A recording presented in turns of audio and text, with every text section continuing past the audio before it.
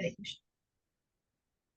तर आपण थोडीशी या काही स्लाइड्स आहेत त्या just to give an idea की काय आहे आणि त्याचा ब्रेकअप कसा असेल आणि दुसऱ्या अध्यायामध्ये आपण काय जाणून घेणार आहोत. तर प्रत्येक श्लोक आपण जी भगवद्गीता आहे त्यालाच रेफर करणार आहोत. पण जे काही हे सार आहे म्हणजे आता दुसरा अध्याय म्हणजे गीतेचं सार आहे. पूर्ण सांख्य योग म्हटलं आहे, जिथे आपल्याला शरीर आणि आत्म्याबद्दलचं ज्ञान आपल्याला मिळतच आहे आणि त्यानुसार आपल्याला पूर्ण गीतेचं सार, जसं 18वा अध्याय हा गीतेचा सार आहे, सॉरी, 18व्या अध्यायामध्ये पूर्णपणे सगळ्याची उजळणी केलेली आहे सगळ्या अध्यायांची. त्याचप्रमाणे इथे आपल्याला दुसऱ्या अध्यायामध्ये सर्व प्रकारचे, मग जिथून आपण सुरुवात करतोय की कर्मयोगाचा टप्पा चालू आहे, मग कर्मयोग, ज्ञानयोग, अष्टांग योग, ध्यान योग, या सगळ्याला आपल्याला जाणून घ्यायचं आणि या सगळ्याचा उल्लेख या दुसऱ्या अध्यायामध्ये निश्चितपणे केलेला आहे. तर आपण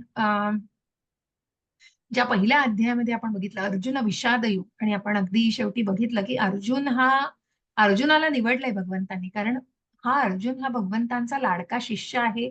मनामध्ये करुणा दाटून आलेली आहे, ही फक्त निर्मळ मनाच्या भक्तामध्येच असू शकते. आणि असा हा लाडका भक्त आहे भगवंतांचा. आणि अनेक प्रश्न मनामध्ये पडले. तसं 1.25 या श्लोकामध्ये फक्त भगवंत पहिल्या अध्यायात बोलतायत की सेनयोरू भयोरमध्ये, जेव्हा अर्जुन भगवंतांना सांगतोय की माझा रथ तुम्ही मधोमध घेऊन जा, तेव्हा ते म्हणतायत थांब तुला दिसतील अजून, म्हणजे जे काही आलेले आहेत सैन्य, तेवढ्या एकच श्लोक भगवंतांच्या तोंडी आहे पहिल्या अध्यायामध्ये. परंतु बाकी, सॉरी, बाकी भगवंत पहिल्या अध्यायामध्ये म्हणजे कुठलंच बोलत नाही आहेत काही, कारण भगवंत अर्जुनाचं सगळं ऐकून घेतात. आणि एका उत्तम गुरुचं हे अतिशय उत्तम उदाहरण आहे. म्हणजे आपण उदाहरण म्हणण्यापेक्षा ते प्रत्यक्ष भगवंत येतो आणि त्यांनी अर्जुनाचं सारथ्य करण्याचं सांगितलेलं, म्हणजे सारथ्य करत होते, रथाचं सारथ्य. आणि याच अर्जुनाने आता भगवंतांना प्रश्न विचारलेला आहे. तर दुसऱ्या अध्यायात तर आपण जाणणारच आहोत. तर पहिल्या अध्यायात जो अर्जुन विषण्ण झालेला आहे, मन विषण्ण झालंय, हात थरथर कापतायत, अंगाला घाम सुटलेला आहे आणि युद्ध करण्याची इच्छाच नाहीये. आणि ती युद्ध करण्याची इच्छा वेळोवेळी कशा निरनिराळ्या प्रकारच्या कारणांनी ती दर्शवून दिलेली आहे, हे आपण इथे जाणलेलं आहे. तर कशा प्रकारे मनामध्ये करुणा हा पहिलं कारण आहे अर्जुनाचं विषाद होण्याचं. त्यानंतर मनामध्ये करुणा, आनंद न होणे, पाप वाटणं, जे काही करतोय त्याला पाप समजणं, त्यानंतर कौटुंबिक परंपरेला धोका निर्माण झालाय असं समजणं, आणि सगळ्यात शेवटचं म्हणजे असमंजसपणा जो अर्जुनाचा झालेला आहे, की त्याला नक्की काय करायचं हे कळत नाहीये, काही उमगत नाहीये. आणि म्हणूनच तो भगवंतांना आपला गुरु मानतोय आणि पूर्ण सरेंडर केले, त्यांनी आत्मसमर्पण केलेले आहे स्वतःच. आणि तसं ही एक चॅप्टर 2 ची समरी आउटलाईन दिलेलं आहे.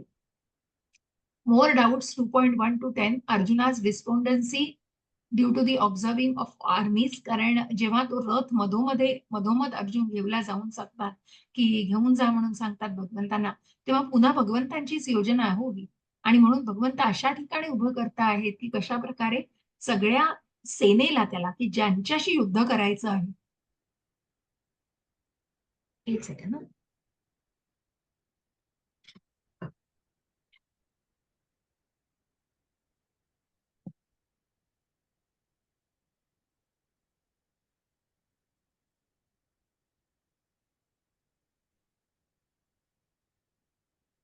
त्या सगळ्या सैन्याला, आणि मुख्य म्हणजे पितामह भीष्म जिथे आहेत, द्रोणाचार्य जिथे आहेत, की भगवंतांची योजना आहे. आणि म्हणूनच भगवंत अशा ठिकाणी रथ जाऊन उभा करतायत की जिथून अर्जुन सगळ्यांना बघू शकतोय की कुणाशी युद्ध करायचंय.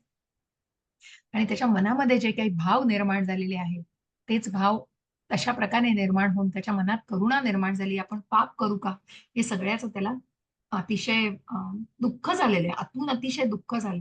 आणि म्हणूनच अशा प्रकारे तो अर्जुन भगवंतांना आपला गुरु मानतोय आणि योग्य काय ते मला मार्ग दाखवा, हे अर्जुन भगवंतांना सांगतो. आणि म्हणून इथे मग मोर डाऊट्स 1 ते 10 पुन्हा अर्जुनाच्या मनामध्ये बऱ्याच शंका आहेत. आणि त्या शंकांना तो वर्तवून दाखवतोय, सांगून दाखवतोय. त्यानंतर मग ज्ञानाला 2.11 पासून भगवंतांनी या ज्ञानाला सुरुवात केलेली. Krishna begins instruction to on jnana, transcendental knowledge of the atma and soul.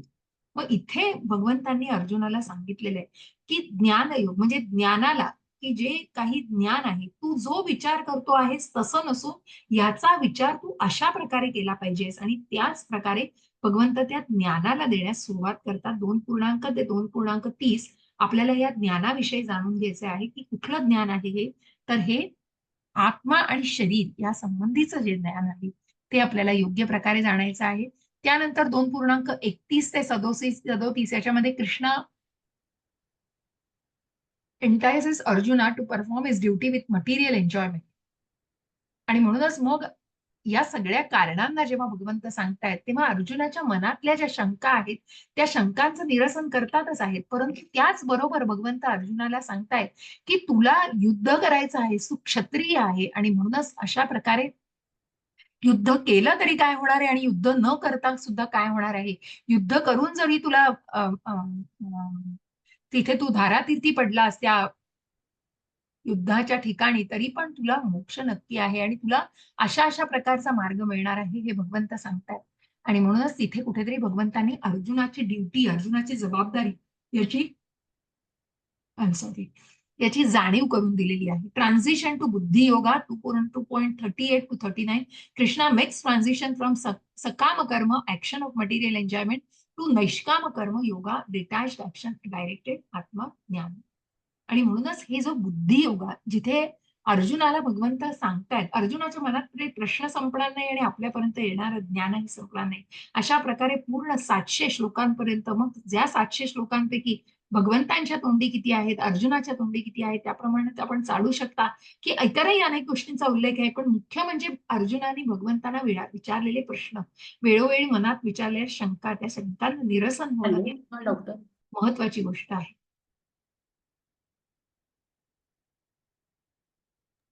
आणि म्हणूनच सकाम कर्माकडून निष्काम कर्म की ज्याचं फळ, ज्याच्या फळाचीही अपेक्षा केली जाणार नाही त्याला निष्काम कर्म असं म्हटलेलं आहे. Which is detached action from the directed atma at gyan. म्हणजे अशा प्रकारे आपल्याला हे फेजेस जाणायचे आहेत. त्यानंतर 2.39 आणि नंतर मग explanation of buddhi yoga 2.40 to 53 explanation of naishkam karma yoga and how it gives to atma jnana. की आत्म्याचं ज्ञान मग कशा प्रकारे तू शरीर नाही आत्मा आहेस हे ज्ञान तर भगवंताने दिलेलं आहे. मग त्या बुद्धीच्या मार्फत ज्या मनुष्याच्या मनात डोक्यामध्ये जो इंटेलिजन्स असतो त्याने ते जाणून घ्यायचा प्रयत्न करायचा. Arjuna questions how one who has Atma Jnana can be recognized. Krishna explains the qualities and the consciousness of self-realized person.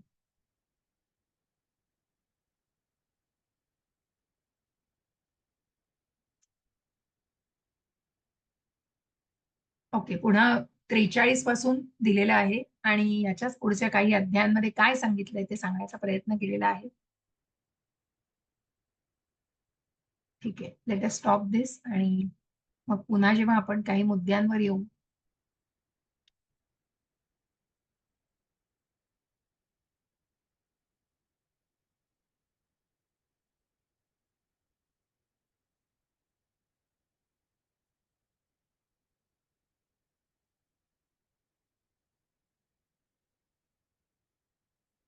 एक मिनिट हा, एक सेकंद द्या मला.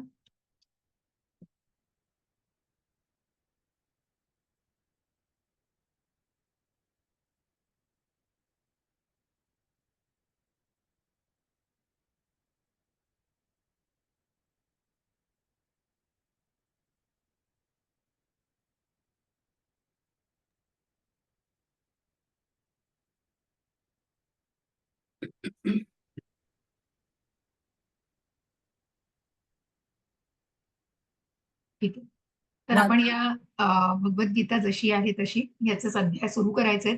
थोडीशी जे सार तुम्हाला सांगितलं की 2.1 ते 10 मग अर्जुनाच्या मनातल्या शंका अजून संपत नाहीत. मनामध्ये शंकांनी जे काही मनामध्ये त्याच्या आहे तो ते भगवंतांना विचारायचा प्रयत्न करतोय आणि त्यानंतर मग भगवंतांनी ज्ञानाला सुरुवात केलेली आहे.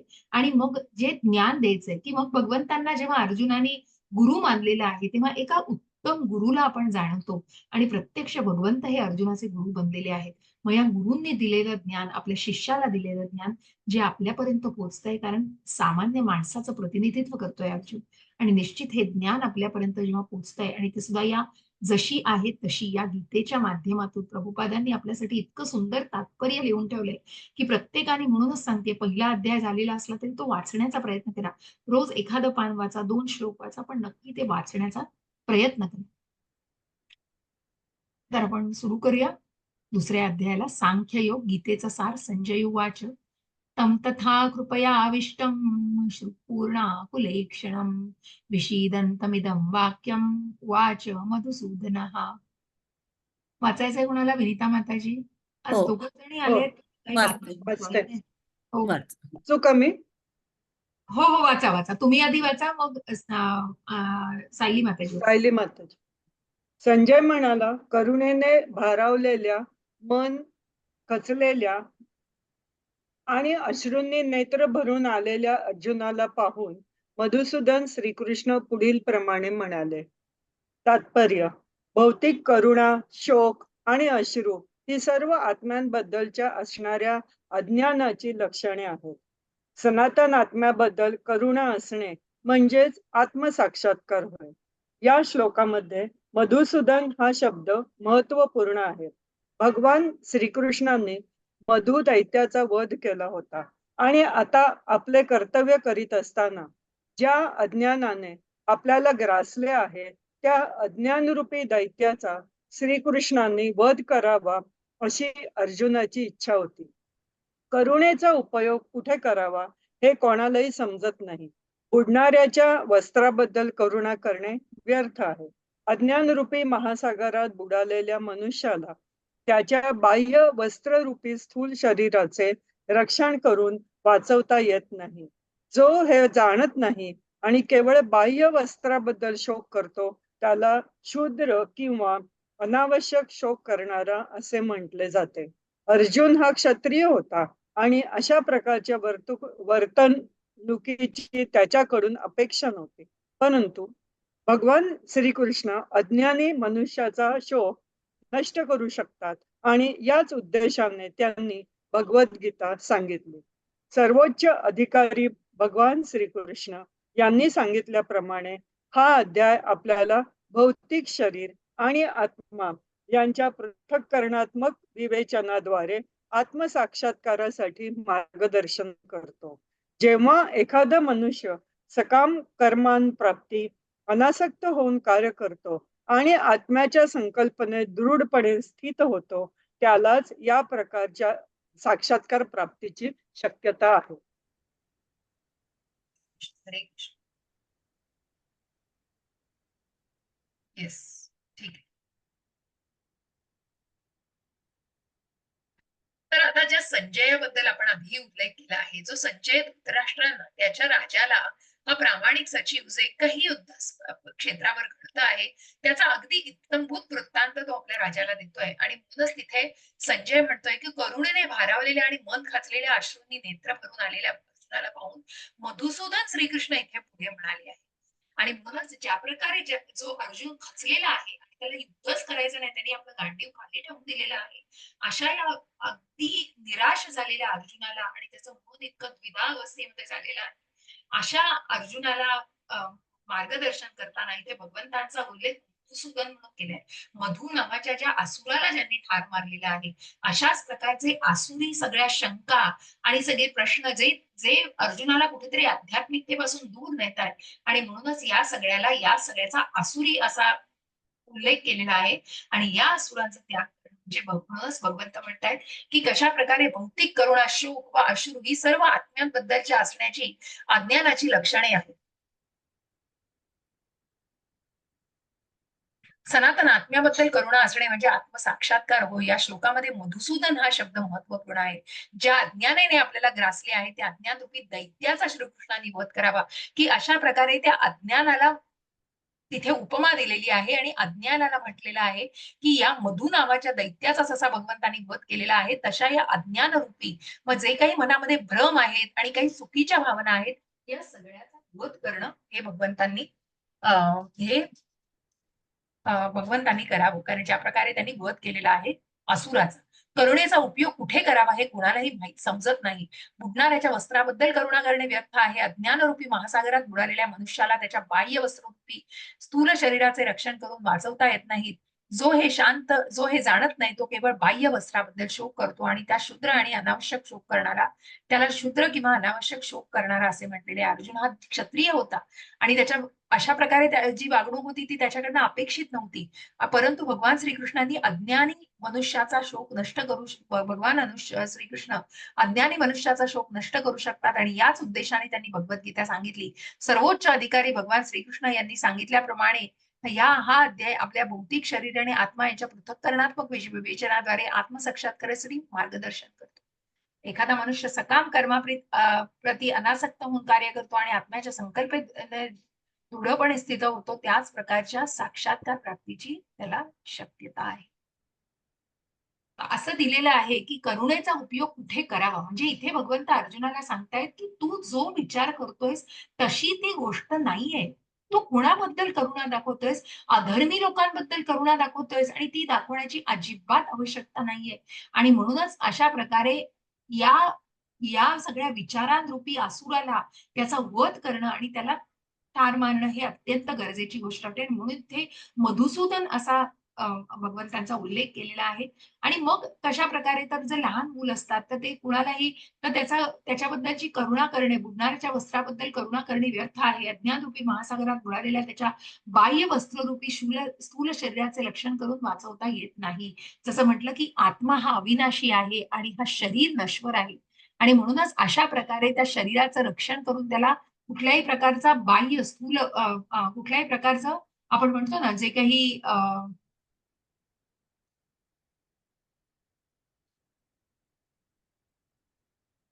ओके, ठीक आहे. याचा स्पेसिफिक असं नाही, पण ज्या प्रकारे आपण बघतो आहोत, की वस्त्राबद्दल म्हणजे हे जे शरीराच्या आतमध्ये मन आहे ना, त्या मन आध्यात्मिक आहे. मन मूळतः अतिशय शुद्ध आहे आणि म्हणूनच अशा प्रकारे जे काही आता आपल्याला मनाबद्दल आपण जाणण्याचा प्रयत्न केला, तर इथे भगवंत सांगतायत, अर्जुन हा क्षत्रिय होता आणि अशा प्रकारच्या वागणुकीची निश्चितच त्याच्याकडनं अपेक्षा नव्हती. पण परंतु भगवान श्रीकृष्ण होते ते.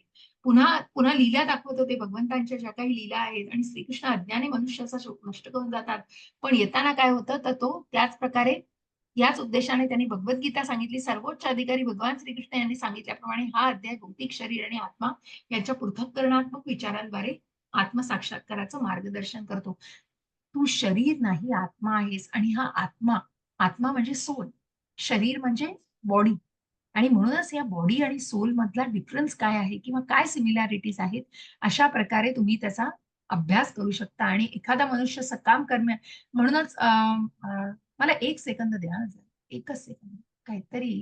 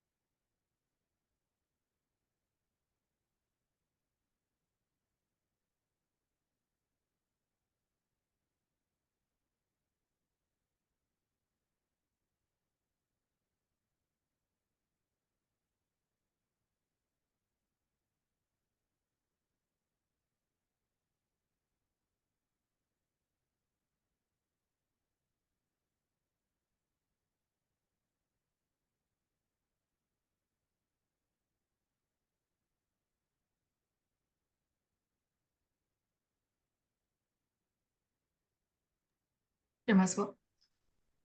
तर अशा प्रकारे इथे भगवंत शरीर आणि आत्म्याबद्दलचं ज्ञान अर्जुनाला कथन करतायत. आणि हे आत्मसाक्षात्काराचं ज्ञान भगवंत अर्जुनाला देत आहेत. हे गुह्य ज्ञान आहे. आणि हे भगवंत आता अर्जुनाला सांगतायत की तू ज्याप्रमाणे विचार करतो आहेस तसं नसून, म्हणूनच इथे शरीराला वस्त्राची उपमा दिलेली आहे. आणि हा जो आत्मा आहे हा आपलं शरीर आहे. की जर एखादा बुडता मनुष्य, एखादा मनुष्य जर पाण्यात पडला, तर आपण त्या मनुष्याला वाचवू का त्याच्या वस्त्राला वाचवू? कुणाला वाचवू आपण? मनुष्याला. मनुष्याला वाचवू. त्याचप्रमाणे असं आहे. आणि म्हणूनच ते वस्त्र, म्हणून ते वस्त्र हेच आपलं शरीर आहे. आणि हे पंचमहाभूतांनी बनलेलं शरीर आहे. पृथ्वी, आप, वायू, अग्नी आणि जल या 5 तत्वांचं बनलेलं हे शरीर आहे, जे नश्वर आहे. पण हा आत्मा जो आहे, हा आत्मा अविनाशी आहे. आणि म्हणूनच जेव्हा एखादा मनुष्य सकाम कर्माप्रती आसक्त होऊन कार्य करतो आणि आत्म्याच्या संकल्पने दृढपणे स्थिर होतो, त्यालाच या प्रकारच्या साक्षात्कार प्राप्तीची शक्यता आहे. कारण तो जर त्या भौतिक बॉडीली कन्सेप्टशी तो जर चिकटून राहिला, तर निश्चितच तो पुढे जाऊच शकणार नाही. त्याला आत्म्या संबंधाचं जर ज्ञानच नसेल, की शरीर आणि आत्मा हे वेगळे आहेत, हे वेगळेपण जाणून जर त्यांनी त्या गोष्टीला जाणण्याचा प्रयत्न केला आणि त्या त्या लेव्हलवर जाऊन तो विचार केला, आणि त्याच्यासाठी निश्चितच बऱ्याच गोष्टींची आवश्यकता आहे. साधनात, नामस्मरण या सगळ्या गोष्टींनी तुम्ही या गोष्टी, आणि त्याच्यासाठी अष्टांग योग, मग जेव्हा आपण म्हणतो की समाधीस्थ, ज्या आपण 6व्या अध्यायामध्ये बघतो की जी समाधीस्थ अवस्थेपर्यंत मनुष्य पोहोचतो, तीच गोष्ट या भक्ती मार्गातनं मनुष्य कसा मिळवू शकतो. आणि तो आत्मसाक्षात्कार करणं म्हणजेच निश्चित त्या शरीर आणि आत्म्याला निरनिराळ्या प्रकारचे जाणणं. असं हे ज्ञान भगवंतांनी सुरू केलेलं आहे. भगवंत सांगतायत पुढे, श्री भगवान वाच कुतस्त्वा कश्मलमिदं विषमे समुपस्थितम् अनार्य जुष्टम स्वर्गम कीर्तिकरम अर्जुन, कीर्तिकरम अर्जुन. हरे कृष्ण. वाचना सायली माताजी? हो हो, वाचते.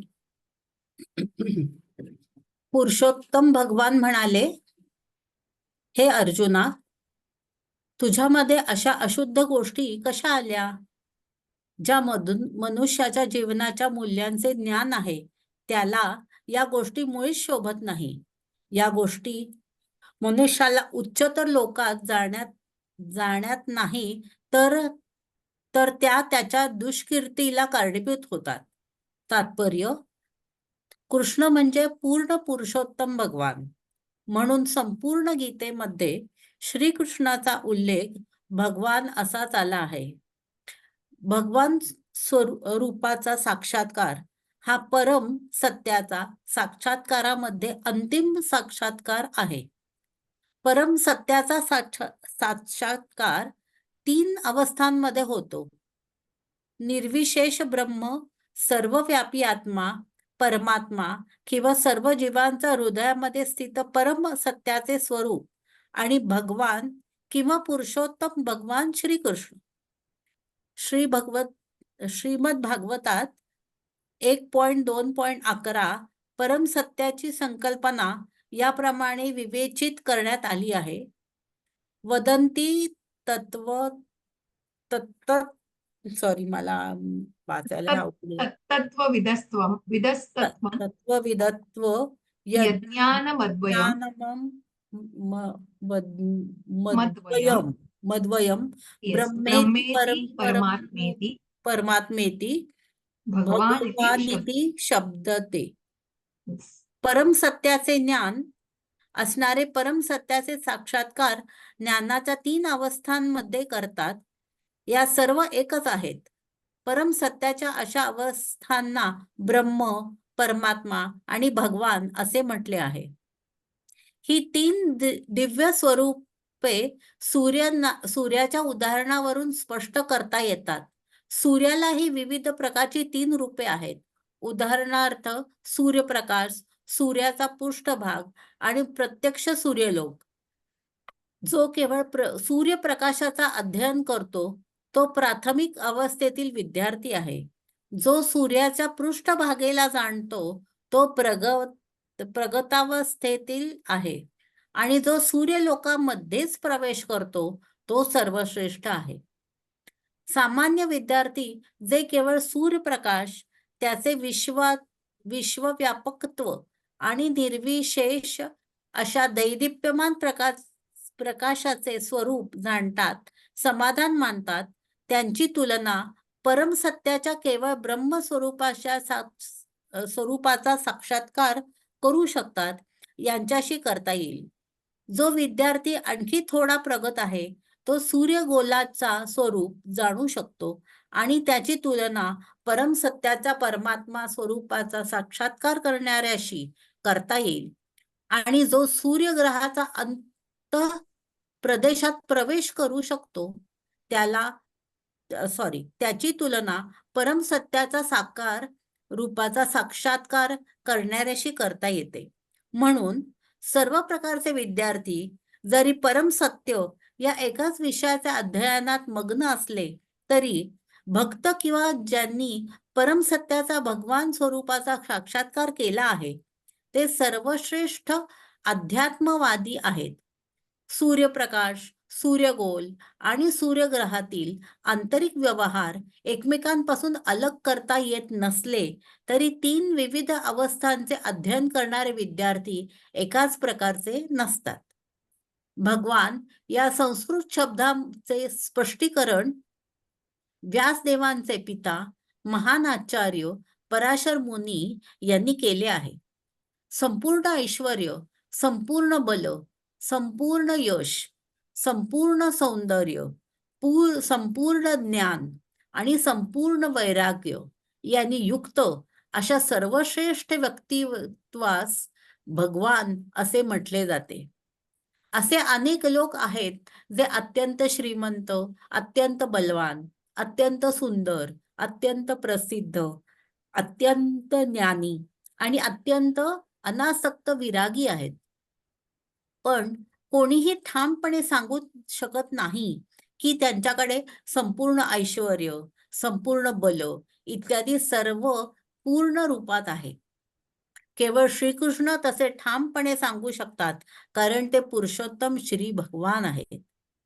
ब्रह्मदेव, भगवान शिव, नारायण किंवा कोणतेही जीवाकडे श्रीकृष्णा इतके संपूर्ण ऐश्वर्य नाही. म्हणून स्वतः ब्रह्मदेवांनी ब्रह्मसंहितेमध्ये स्पष्ट सांगितले आहे की श्रीकृष्ण हेच पुरुषोत्तम श्री भगवान आहेत.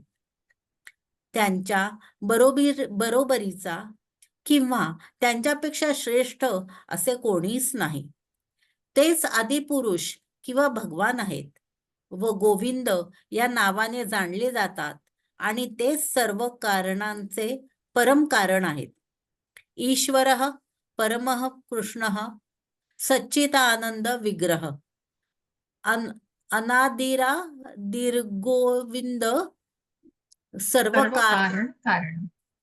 कारण कारणम. भगवंतांच्या गुणांनी संपन्न अशा अनेक व्यक्ती आहेत परंतु श्रीकृष्ण हेच सर्वश्रेष्ठ आहेत कारण कोणीही त्यांची बरोबरी करू शकत नाही. तेच परमपुरुष आहेत आणि त्यांचे शरीर शाश्वत, पूर्णपणे ज्ञानमय आणि पूर्णपणे आनंदमयी आहे, सच्चिदानंद आहे. तेच आदिपुरुष श्री गोविंद असून सर्व कारणांचे मूळ कारण आहेत. एक मिनिट माताजी, थांबू शकता? हो हो मी चालेल. आता संदर्भ दिलेले आहेत. हरे कृष्ण. हो हरे कृष्ण. Yes yes. तर आपण थोडं जाणून घेऊ, थोडी चर्चा करू आणि मग पुढे जाऊ. हो. तर भगवंत सांगतायत आणि जसं भगवंतांनी ज्ञानाला सुरुवात केलेली आहे अर्जुनाला ज्ञान देण्याची आणि ज्या प्रकारे तू शरीर नाही आत्मा आहेस आणि मग आत्मा आणि शरीर यातला फरक भगवंत सांगतायत त्याचप्रमाणे भगवंत अर्जुनाला विचारतायत की तुझ्यासारख्या मूल्य असलेल्या अशा अर्जुनाकडून ही निश्चितच अपेक्षा नाहीये आणि तुला हे शोभत नाही आणि या गोष्टी मनुष्याला उच्चतर लोकात जाण्यात नाही तर त्याच्या दुष्कीर्तीला कारणीभूत ठरतात. कारण अर्जुन हा पांडवांपैकी एक आहे आणि तो दैवी वृत्तीचा आहेच. पण पुन्हा आपण बघतोय की भगवंत अर्जुनाला हे विचारतात पण ही योजना भगवंतांचीच आहे आणि म्हणून हे ज्ञान पुढे जाण्यासाठी आणि अर्जुनातल्या आलेल्या मनात आलेल्या शंका प्रश्न यांना तर भगवंत उत्तर देतातच आहेत पण भगवंत त्याला सांगतायत की मग तू क्षत्रिय आहेस आणि तुला हे करणं कशा प्रकारे गरजेचं आहे, तुला हे अजिबात शोभत नाही ज्या प्रकारे तू वागतोयस आणि म्हणूनच मग त्याचाच पुढे म्हणजे त्या गोष्टीला अजून सविस्तरपणे सांगताना, की अर्जुनासारखा मनुष्य असा आहे आणि अर्जुनाच्या मनामध्ये अशा का निर्माण व्हाव्या? तर ते त्याला शोभत नाहीये आणि अशा मनुष्यांना उच्चतर लोक म्हणजे स्वर्गसुख पण मिळत नाही. स्वर्गलोकात तर जाता येत नाही. पण निश्चितच त्यांना एका काय म्हणतात ना त्याला अपमानाला, दुष्कीर्तीला सामोरं जावं लागतं.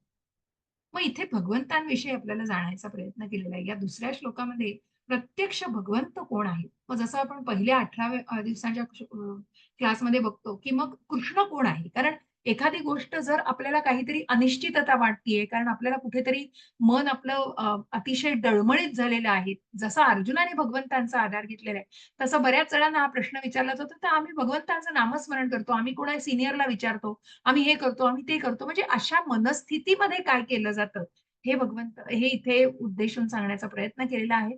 आणि मग भगवंत, भगवंत हे कोण आहेत? ज्यांना गुरु मानलेलं आहे अर्जुनाने, असे हे भगवंत कोण आहेत? 6 ऐश्वर्याने नटलेले, परिपूर्ण असलेले असे हे कृष्ण भगवान आहेत आणि संपूर्ण गीतेमध्ये यांचा उल्लेख भगवान असाच केलेला आहे. कारण हेच अर्च विग्रहाचं म्हणजे भगवान हे मनुष्य रूपात मध्ये भगवंत जे अवतीर्ण झालेले आहेत, ज्या द्वापार युगामध्ये म्हणजे आजपेक्षा जवळ-जवळ 5,500-6,000 वर्षापूर्वी हे जे काही ज्ञान भगवंतांनी अर्जुनाला दिलेलं आहे आणि अशा प्रकारे यांचा उल्लेख इथे भगवान म्हणून केला जातोय, जिथे अर्जुनाला कन्व्हिन्स करण्याची काहीच आवश्यकता नव्हती. अर्जुनाने भगवंतांना कधीच जाणलेलं आहे म्हणून तर त्या 5 पांडवांनी एवढं दुःख सहन केलंय. कारण आपल्याबरोबर भगवंत आहेत आणि निश्चितच काळजी घेतात, रक्षण करतात. निश्चित खूप गोष्टींना सामोरं जावं लागलं होतं. परंतु तेही धीराने आणि योग्य पद्धतीने जाणून केलेलं पाहिजे. आणि म्हणून इथे भगवंतांविषयी सांगताना, की भगवंतांनी सगळ्यांचा स्वीकार केलाय, पण भगवंतांना जाणण्याच्या ज्या 3 पायऱ्या आहेत, की जिथे ब्रह्म म्हणजे भगवंतांपासूनचा जो काही प्रकाश असतो, त्याला ब्रह्म असं स्वरूप म्हटलेलं आहे, की जी लोकं कोणी की एक शक्ती आहे अशी ही नैसर्गिक शक्ती आहे. मग भगवंतांना मानतच नाहीये.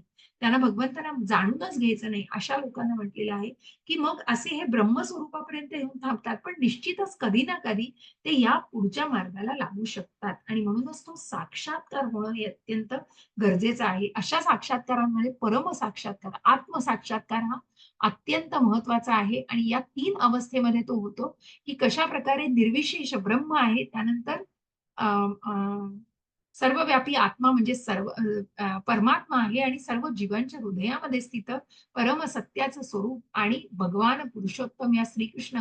तर अशा प्रकारे हे 3 रूपांमध्ये म्हणजे ब्रह्म, परमात्मा आणि भगवान आणि जिथे पुन्हा-पुन्हा सांगितलं, की दुसऱ्या अध्यायामध्ये इथे भगवंतांचा उल्लेख करताना अशा प्रकारे केलेला आहे, की अ, भागवतामध्ये पण त्याचा उल्लेख आहे. कशाप्रकारे परमसत्याचं ज्ञान असणारे परमसत्याचा साक्षात्कार ज्ञानाच्या 3 अवस्थांमध्ये करतात आणि ते सर्व एकच आहे. परमसत्याच्या अशा अवस्थांना ब्रह्म, परमात्मा आणि भगवान असं म्हटलं जातं. जसं आपण पुढे जाऊन 7व्या अध्यायात जाणार आहोत. भगवंतांपासूनच सगळ्याची निर्मिती केलेली आहे. परा-अपरा शक्ती जसं म्हणून हा पराशक्तीचा भाग आपण आहोत. त्यामुळे आपल्याला वेगळ्या शुद्धीकरणाची गरज नाही. तिथे प्रत्यक्ष भगवंतांचा सहवास मिळालेला आहे आणि अशा प्रकारे ज्यांनी भगवान रूपाशी जे निगडीत झालेले आहेत, त्या सगळ्यांना निश्चितच इथे ते ज्ञान दिलं जाणार आहे. आणि म्हणूनच अशा प्रकारे ही 3 स्वरूप सूर्याच्या उदाहरणावरून स्पष्ट करता येतात. बघा, की मग कुठेतरी ग्रेडेशन आहे. जसं आपण आता इथे बघतो 18 दिवसांचा वर्ग आहे. त्यानंतर दुसरा लेव्हल जे तुम्ही सगळेजण करता आहेत, ते पण निश्चितच आपण 50 ते 60 या लेक्चर्सच्या कालावधीमध्ये आपण म्हणतोय. 1 मिनिट हां.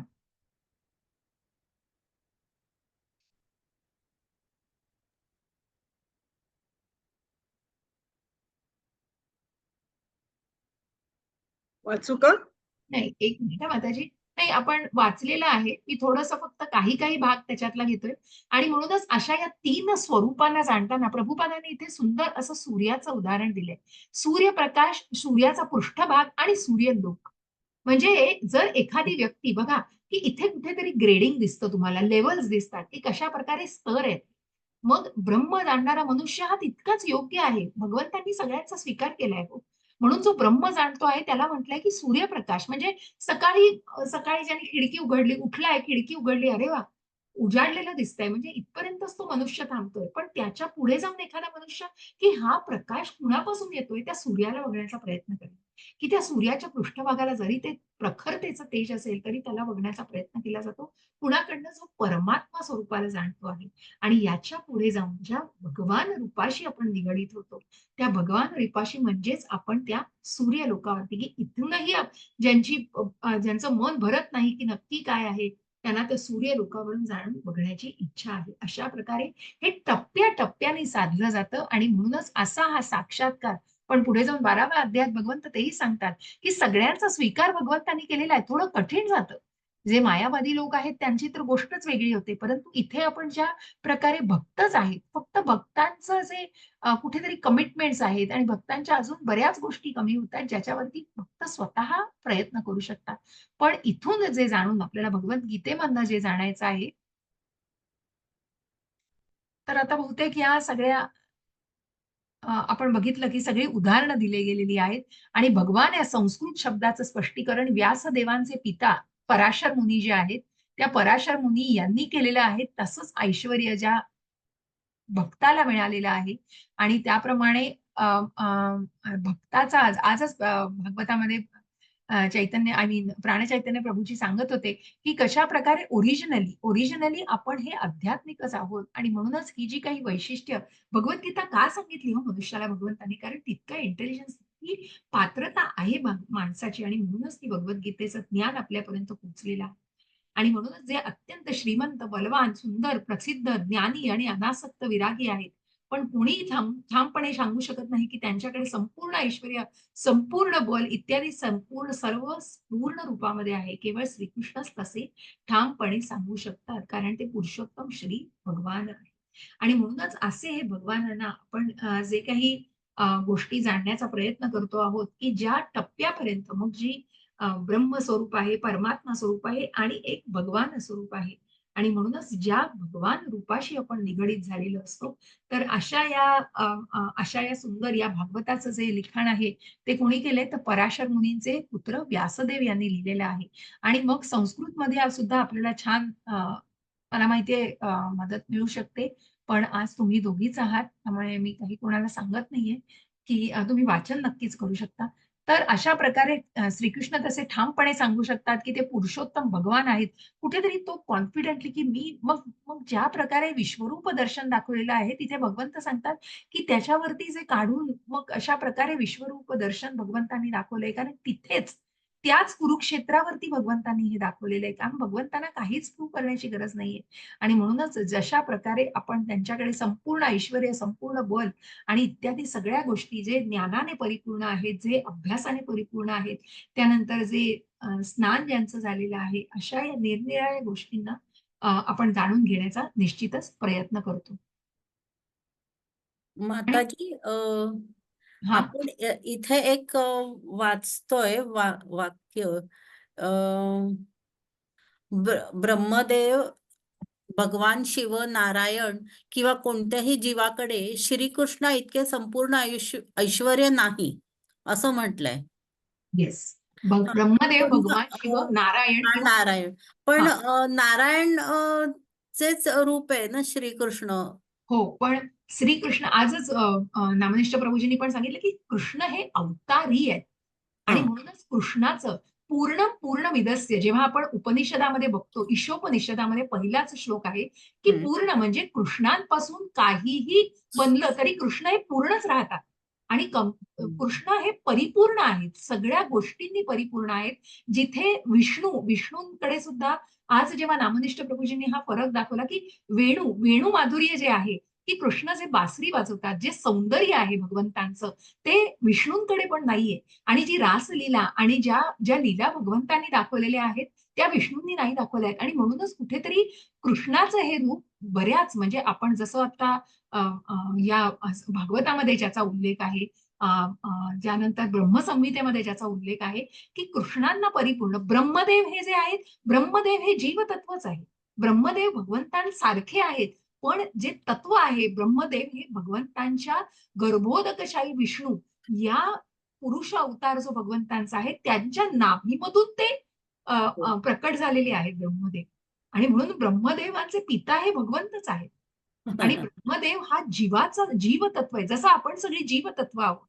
की जी जी प्रकृती माता आणि भगवंत पिता आहेत, बीज देणारे पिता म्हणजे प्रकृतीला गर्भस्थ करणारे हे भगवंत आहेत. आणि म्हणून इथे कृष्णांचा उल्लेख करताना कृष्ण हे षड ऐश्वर्यांनी परिपूर्ण आहे, ज्यांना ज्ञान आहे, सौंदर्य आहे, ज्यांचं वैराग्य आहे, ज्यांच्याकडे अतिशय श्रीमंत आहेत जे, आणि जे आपण इथे पुढे वरती बघितलं ज्याचा उल्लेख आता केलेला आहे. हम्म. एक मिनिट हा. अत्यंत प्रसिद्ध आहेत, अत्यंत सुंदर आहेत, बलवान आहेत, श्रीमंत आहेत, ज्ञानी आहेत आणि हे सगळं तितकेच ऐश्वर्य वैरागी आहेत. कारण त्यांनी सगळ्याचा, कारण कुठल्याही गोष्टीची आसक्ती नाहीये भगवंतांना, सगळीकडनं परिपूर्ण. आणि म्हणूनच कृष्णाचा हा जो, कृष्ण हे अवतार नसून ते अवतारी आहेत. आणि म्हणूनच त्यांनी तो अवतार, आणि म्हणूनच हे जे विष्णूंचे, की विष्णूंचाच अवतार आहे, नारायणांचं स्वरूप आहे, परंतु या कृष्णाच्या रूपाला जो गोलोक वृंदावनामध्ये आहे, आणि म्हणूनच कृष्णांचं स्थान हे सगळ्यात उच्च स्थान आहे, वैकुंठापेक्षा सुद्धा वरती भगवंतांचं गोलोक वृंदावन आहे. अशा प्रकारे म्हणून कृष्णाला हे परिपूर्ण मानलं गेलेलं आहे.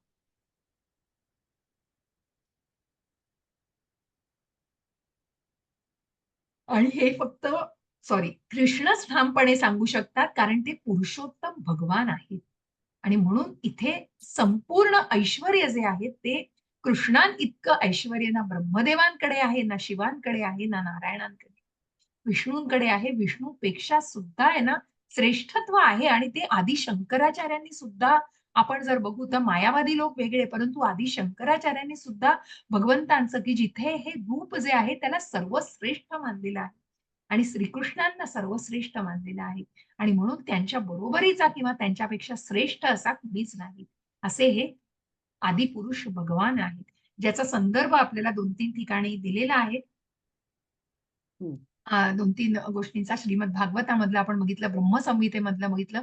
पूर्ण हम्म. पुरुषोत्तम भगवंतांच्या उपस्थितीत अर्जुनाचा आपल्या नातलगांबद्दलचा शोक हा अतिशय अशोभनीय आहे. म्हणून श्रीकृष्ण कुतः, म्हणूनच म्हणजेच कोठून या शब्दात आपले आश्चर्य व्यक्त करतात.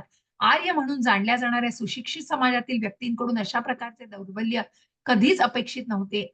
आध्यात्मिक ज्ञानावरती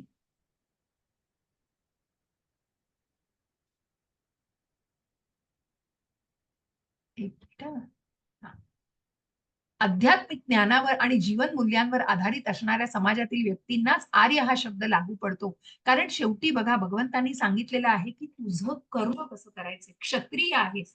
जीवनाबद्दलच्या भौतिक संकल्पनेने पछाडलेल्या लोकांना जीवनाचं ध्येय हे परमसत्य श्री विष्णू किंवा भगवान यांची प्राप्ती आहे याचं ज्ञानच नसतं. ते भौतिक जगाच्या बाह्यकारी रूपाकडे आकर्षिले गेल्यामुळे त्यांना मुक्ती म्हणजे काय याचे ज्ञानच नसते. ज्या लोकांना भौतिक बंधनातून मुक्त कसे व्हावे याचे ज्ञान नसते त्याला अनार्य म्हटले जाते. अर्जुन जरी क्षत्रिय असला तरी त्याने युद्ध करण्याचं नाकारल्यामुळे क्षत्रियांना नेमून केलेल्या कर्तव्यापासून तो च्युत होत होता. अशा प्रकारची भ्याड वृत्ती ही अनार्यांनाच शोभणारी होती. अशा रीतीने कर्तव्य भ्रष्ट होणे एखाद्याला आध्यात्मिक जीवनामध्ये प्रगती करण्यास सहाय्य तर होतच नाही, किंवा आणि जगतामध्ये कीर्तिमान होण्याची संधी सुद्धा त्याला मिळत नाही. अर्जुनाची आपल्या नातलगांबद्दलची तथाकथित करुणा भगवान श्रीकृष्ण मान्य करीत नाही. आणि म्हणून मग अशा प्रकारे जे ज्या भगवंतांविषयीचं वर्णन आपण पूर्णपणे जाणलेलं आहे, आणि ज्या आध्यात्मिक ज्ञानांवर किंवा जीवन मूल्यांवर असणाऱ्या समाजातील व्यक्तींनाच आर्य हा शब्द लागू पडतो, जे स्वतःच्या कमिटमेंटशी निष्ठेने जागरूक आहेत आणि योग्य प्रकारे त्यांच्या त्या गोष्टी करतायत. जीवनाबद्दलच्या भौतिक संकल्पनेने पछाडलेल्या लोकांना जीवनाचं ध्येय, कारण ते बॉडीली कन्सेप्टशी तिथे आहे. आणि पण आपण एखाद्याची म्हणतो बघा, अरे यांनी तारून नेलं सगळं, कारण ती विल पॉवर, ती जी अतिशय महत्वाची गोष्ट आहे. आणि अशा प्रकारे की या जीवन मूल्यांवर आधारित असणाऱ्या समाजातील व्यक्तींनाच आर्य हा शब्द, कारण त्याच्या कमिटमेंट्स या सगळ्या अत्यंत महत्वाच्या असतात. जीवनाबद्दलच्या भौतिक संकल्पनेने पछाडलेल्या लोकांना जीवनाचं ध्येय, कारण ते कुठेतरी ज्ञानाचा अभाव आहे हो तिथे. आणि मग ज्ञानाचा अभाव असल्यावर निश्चितच या गोष्टी करणं हे कठीण होऊन बसतं. अशा प्रकारची भ्याड वृत्ती ही अनार्यांनीच होती. आणि म्हणूनच अर्जुनाला म्हणतात की तू अशा प्रकारे जे पळून जायचा विचार करतोयस युद्ध क्षेत्रावरून, हा एका पळकुटेपणाचा, हे पळकुटेपणाचं लक्षण आहे. आणि म्हणूनच अशा प्रकारे तू न करता तू कशा प्रकारे विचार केला पाहिजेस, त्या करुणेबद्दल पण कशा प्रकारे विचार केला पाहिजेस, हे अत्यंत महत्वाचा अँगल भगवंतांनी इथे तिसऱ्या अध्यायात समजावून सांगितलेला आहे. अध्याय श्लोक 3 क्लैब्यमास्मगम पार्थ नैतत्वयुपपद्यते क्षुद्रम हृदय दौर्बल्यम त्यक्तोत्तिष्ठ परंतप. हरे कृष्ण. वाचू का? हो, वाचा माताजी. हरे कृष्ण. हे पार्थ, अशा हीन नपुंसकतेची कास धरू नकोस. असे करणे तुला शोभत नाही. अंतःकरणाचे असे क्षुद्र दुबळे पण सोडून दे आणि हे परंतपः उठ. तात्पर्य: अर्जुनाला या ठिकाणी पृथेचा पुत्र म्हणून संबोधण्यात आले आहे. श्रीकृष्णांचे पिता वसुदेव यांची पृथा ही बहीण असल्यामुळे अर्जुनाचे व श्रीकृष्णाचे रक्ताचे नाते होते. जर एखाद्या क्षत्रियाचा पुत्र युद्ध करण्याचे नाकारत असेल तर तो केवळ नावापुरताच क्षत्रिय राहतो, आणि जर एखादा ब्राह्मण पुत्र अपवित्र कार्य करीत असेल तर तो सुद्धा केवळ नावापुरताच ब्राह्मण राहतो. असे क्षत्रिय आणि ब्राह्मण म्हणजे त्यांच्या पित्याचे नालायक पुत्र होत. म्हणून अर्जुनाने याप्रमाणे नालायक क्षत्रिय पुत्र होऊ नये अशी श्रीकृष्णांची इच्छा होती. अर्जुन हा श्रीकृष्णांचा अत्यंत जिवलग मित्र होता आणि श्रीकृष्ण रथावर प्रत्यक्षपणे त्याला मार्गदर्शन करीत होते. परंतु या सर्व गोष्टी अनुकूल असताना जर अर्जुनाने युद्धाचा त्याग केला तर ते त्याच्याकडून अपकीर्तिकारक कार्य घडले असते. म्हणून श्रीकृष्ण म्हणतात की अर्जुनाच्या ठिकाणी अशा प्रकारची प्रवृत्ती असणे हे त्याच्यासारख्या व्यक्तीला शोभण्यासारखे नाही. आपल्याला अत्यंत आदरणीय असणारे भीष्म आणि आपले नातलग यांच्याबद्दलच्या आपल्या उदार मनोवृत्तीच्या सबबीवर आपण युद्ध करण्याचे सोडून देतो असा युक्तिवाद अर्जुन कदाचित करील. पण श्रीकृष्णांच्या मताप्रमाणे अशा प्रकारचे औदार्य म्हणजे वास्तविकपणे मनोदौर्बल्यच आहे. अशा प्रकारच्या मिथ्या औदार्याला कोणत्याही अधिकारवंतांची संमती दिलेली नाही. म्हणून श्रीकृष्णांच्या प्रत्यक्ष मार्गदर्शनाखाली अर्जुनासारख्या व्यक्तींनी अशा प्रकारचे औदार्य आणि तथाकथित अहिंसा यांचा त्याग केला पाहिजे.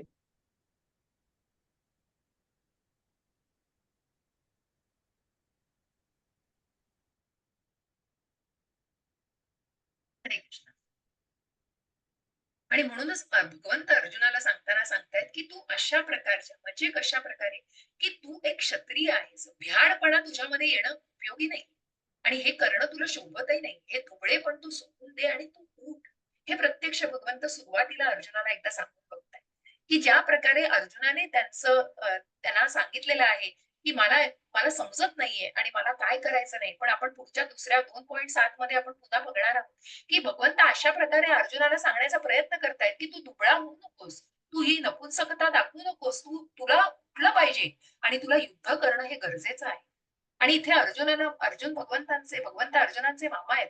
कारण जी पृथा जी आहे ही अर्जुनाची भगवंतांची बहीण आहे. म्हणून श्रीकृष्णांचं आणि अर्जुनाचं रक्ताचं नातं हे होतच. जर एखाद्या क्षत्रियाचा पुत्र युद्ध करण्याचे नाकारत असेल तर तो केवळ नावापुरताच क्षत्रिय राहतो, आणि जर एखादा ब्राह्मण पुत्र अपवित्र कार्य करीत असेल तो सुद्धा केवळ नावापुरताच ब्राह्मण असतो. म्हणजे कुठलं तरी अपवित्र कार्य करायचं असं की जो तो आपापल्या कमिटमेंट्स ना, म्हणजे ज्या प्रकारे जसं आपण पुढच्या काही तिसऱ्या अध्यायामध्ये आणि बऱ्याच वेळेला हा उल्लेख केला जाईल की जिथे आपल्याला वर्णाश्रम विभाग भगवंतांनी गुण आणि कर्माने विभागणी केली आहे. आणि म्हणून आपण जेव्हा ब्राह्मण, क्षत्रिय, वैश्य आणि शूद्र म्हणतो ती कर्मानुसार विभागणी, ना तुमच्या जन्म ना तुमच्या धर्म, कुठल्याही गोष्टींचा इथे उल्लेख केलेला नाही. नावापुरताच असा क्षत्रिय राहतो, नावापुरताच असा ब्राह्मण राहतो जो कुठलंही पवित्र कार्य एखादी त्याच्या घडून घडलं तर नावापुरताच ब्राह्मण राहतो. असे क्षत्रिय आणि ब्राह्मण म्हणजे त्यांच्या पित्याचे नालायक पुत्र होत, आणि म्हणून अर्जुनाने त्याप्रमाणे नालायक क्षत्रिय पुत्र होऊ नये अशी भगवंतांची खूप दाट इच्छा होती. अर्जुन हा श्रीकृष्णांचा अत्यंत जिवलग मित्र होता आणि श्रीकृष्ण रथावर प्रत्यक्षपणे त्याला मार्गदर्शन करीत होते. पण सर्व गोष्टी काय मार्गदर्शन करीत होते, परंतु या सर्व गोष्टी अनुकूल असताना जर अर्जुनाने युद्धाचा त्याग केला तर त्याच्याकडून अपकीर्तिकारक कार्य घडले असते. म्हणूनच म्हणजे त्यांनी एक क्षत्रिय म्हणून युद्ध करणं की तू उठ, दृढ निश्चयाने उठ, तू क्षत्रिय आहेस, तुला हा भ्याडपणा शोभत नाही. याच्यापेक्षा वेगळा अपमान तुला कुठलाहीच असणार नाही. याच्यापेक्षा जास्त की मरणोत्तर असा हा अपमान आहे की एखाद्या क्षत्रियाला असं लाजिरवाणी गोष्ट घडणं की ती निश्चितच त्याच्यासाठी अपमानास्पद आहे. म्हणून श्रीकृष्ण म्हणतात की अर्जुनाच्या ठिकाणी अशा प्रकारची प्रवृत्ती असणे हे त्याच्या व्यक्तीला शोभण्यासारखे नाही. आपल्याला अत्यंत आदरणीय असणारे भीष्म आणि आपले नातलग यांच्याबद्दलचा आदर मनोवृत्तीच्या वर आपण युद्ध करण्याचे सोडून देतो असा युक्तिवाद अर्जुन कदाचित करेल. परंतु श्रीकृष्णांच्या मताप्रमाणे अशा प्रकारचं औदार्य म्हणजे वास्तविक मनोधैर्यच आहे. म्हणूनच ह्या कुठल्याही गोष्टीला भगवंत जरी त्यांनी विचारलं तरी पण ते कुठल्याही गोष्टींना पाठिंबा करत नाहीयेत. पण इथे निश्चितच आपल्याला एक जाणायचं आहे की अशा प्रकारचं औदार्य म्हणजे श्रीकृष्णांच्या मनाप्रमाणे अशा प्रकारचं औदार्य जे आहे, उदार मनोवृत्ती जी अर्जुनाची आहे ते वास्तविकपणे मनोधैर्य अशा ठिकाणी ते मनाची दुर्बलता दाखवत आहे आणि म्हणूनच ती दुर्बलता अतिशय चुकीची आहे. आणि म्हणून तू तसा विचार न करता तू असा विचार कर. आणि त्यानंतर मग पुन्हा अर्जुनाचा पडलेला प्रश्न आहे,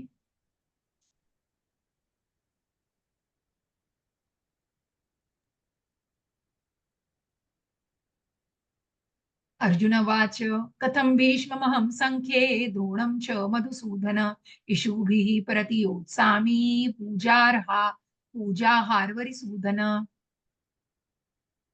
कोणाला वाचायचंय? हा. हरे कृष्ण. अर्जुन म्हणाला, हे अरिसूदन, हे मधुसूदना, मला पूजनीय असणाऱ्या भीष्म, द्रोणा यासारख्या व्यक्तींवर मी बाणाने प्रतिहल्ला कसा करू शकेन? तात्पर्य, पितामह भीष्म आणि द्रोणाचार्य यांच्यासारखा सन्माननीय व्यक्ती या सर्वदा पूजनीय आहेत आणि जरी त्यांनी हल्ला केला तरी त्यांच्यावर प्रतिहल्ला करणे अयोग्य आहे. असा एक सर्वसामान्य शिष्टाचार आहे की ज्येष्ठ व्यक्तींशी शाब्दिक वाद सुद्धा घालू नये. काही वेळा ते जरी कठोरपणे वागले तरी त्यांच्याशी कठोर वागू नये. असे असताना अर्जुनाने त्यांच्यावर प्रतिहल्ला करणे कसे काय शक्य आहे?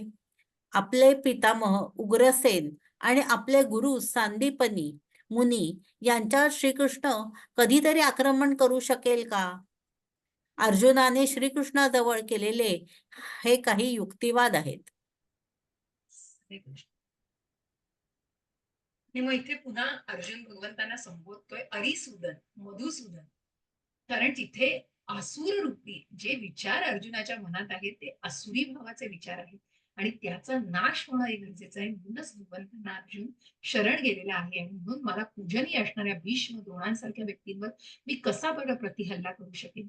अर्जुनाने त्यांच्यावर प्रतिहल्ला करणे कसे शक्य आहे? म्हणूनच पितामह उग्रसेन, गुरु सांदीपनी मुनी यांच्यावर श्रीकृष्ण कधीतरी आक्रमण करू शकेल काय, हा प्रश्न अर्जुन भगवंतांना विचारतात.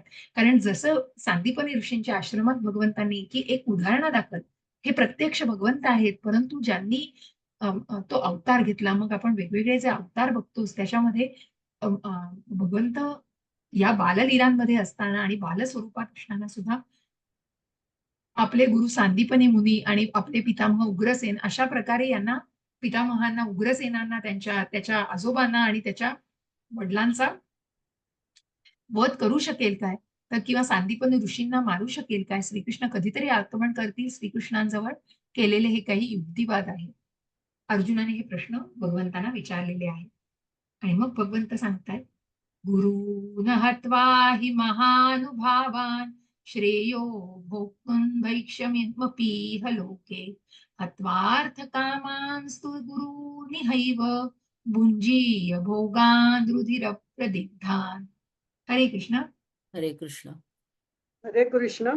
महात्मा सम असणाऱ्या माझ्या गुरुजनांना मारून जगण्यापेक्षा भिक्षा मागून जगणे अधिक श्रेयस्कर आहे. जरी त्यांना भौतिक लाभाची इच्छा असली तरी ते ज्येष्ठ आहेत. जर त्यांची हत्या केली तर आपले सर्व भोग रक्तरंजित होते.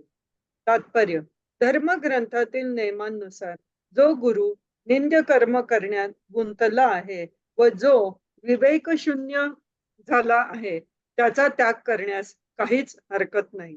दुर्योधनाच्या आर्थिक पाठिंब्यामुळे भीष्म आणि द्रोण यांनी दुर्योधनाची बाजू घेणे भागच होते. वास्तविकपणे केवळ आर्थिक सहाय्यतेच्या आधारावर त्यांनी दुर्योधनाची बाजू घेणे योग्य नव्हते. या परिस्थितीमुळे त्यांनी गुरु म्हणून आपली आदर आदरणीयता गमावली होती. पण असे असले तरी अर्जुनाला वाटते की ते सर्वजण त्याच्यापेक्षा श्रेष्ठ आहेत आणि म्हणून त्यांची हत्या करून भौतिक लाभाचा उपभोग घेणे म्हणजे रक्ताने माखलेल्या लुटीचा भोग घेण्यासारखेच आहे. हरे कृष्ण, हरे कृष्ण. आणि हरे म्हणूनच कृष्ण. हरे कृष्ण. महात्मा सम असणाऱ्या माझ्या गुरुजनांना मारून जगण्यापेक्षा भिक्षा मारून जगणं अतिशय श्रेयस्कर. इथे अर्जुन बघा मनातल्या सगळ्या जे काही भाव आहेत ते सगळं भौतिक लाभाची इच्छा असली तरी ते जे श्रेष्ठ आहेत तर त्यांची हत्या केली तर आपले सर्व भोग रक्तरंजित होतील. आणि म्हणूनच या नियमानुसार जो गुरु नित्यकर्म करण्यात गुंतला आहे, जो विवेकशून्य झाला आहे, त्याचा त्याग करण्यास काहीच हरकत नाही. दुर्योधनाच्या आर्थिक पाठिंब्यामुळे भीष्म आणि द्रोण दुर्योधनाची बाजू घेणं हे साहजिक होतं, परंतु आर्थिक सहायतेच्या आधारावर त्यांनी दुर्योधनाची बाजू घेणं योग्य नव्हतं. या परिस्थितीमुळे त्यांना गुरु म्हणून आपली आदरणीयता गमावली होती. पण असे असले तरी श्रीकृष्णाला वाटले की सर्वजण त्यांच्यापेक्षा ज्येष्ठ आहेत म्हणून त्यांनी त्यांची हत्या करून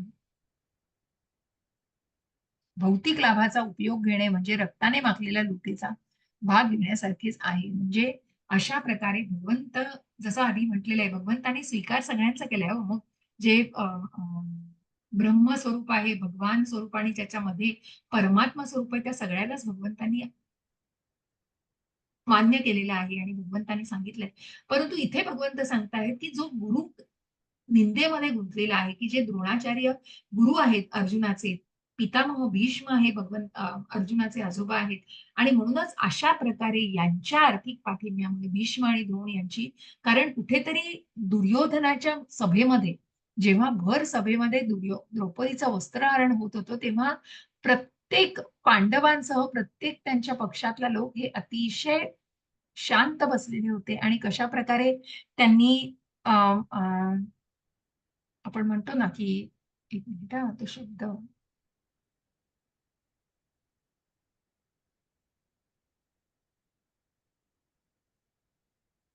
दुर्योधनाच्या विरोधात काही बोलले नाही. दुर्योधनाच्या विरोधात काहीच बोलले नाही. दुर्योधनाच्या आर्थिक पाठिंबा म्हणजे इथे कसं आहे की पुन्हा द्रोणाचार्यांचा जो उल्लेख केला आहे त्याबद्दल नाही, कारण त्यांनी कुठेतरी दुर्योधना पाठिंबा म्हणण्यापेक्षा ते कुठलंच काही रिॲक्शन देत नाहीत. पण इथे भीष्मांचा जेव्हा उल्लेख येतो तेव्हा ही भगवंतांचीच योजना आहे, जे भागवतामध्ये आपल्याला स्पष्ट झालेलं आहे. कारण जे महाभागवत आहे, जे भीष्म पितामह आहेत हे 12 महाभागवतांपैकी एक आहेत आणि म्हणूनच त्यांच्या मनातले विचार हे निश्चितच भगवंतांची योजना आहे आणि पुन्हा अधर्माने जे जात आहात त्यांचा नाश हा निश्चितच आहे हे भगवंत भीष्म पितामहांच्या उदाहरणावरून दाखवून देत आहे.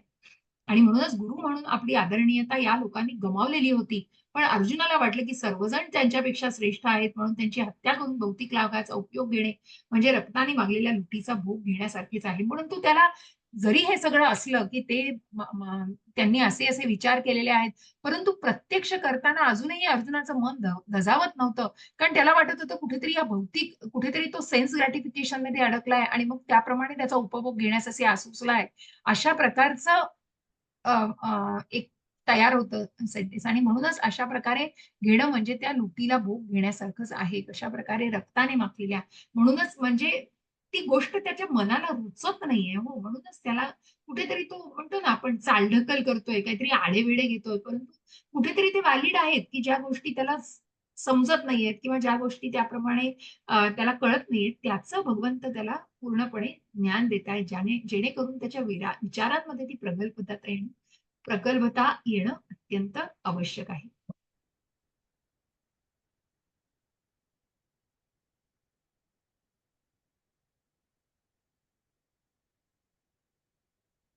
कुणाला तुम्हाला जायचं आहे का? कोणी म्हणत होतं लवकर घेणार का मॅडम माताजी तुम्ही?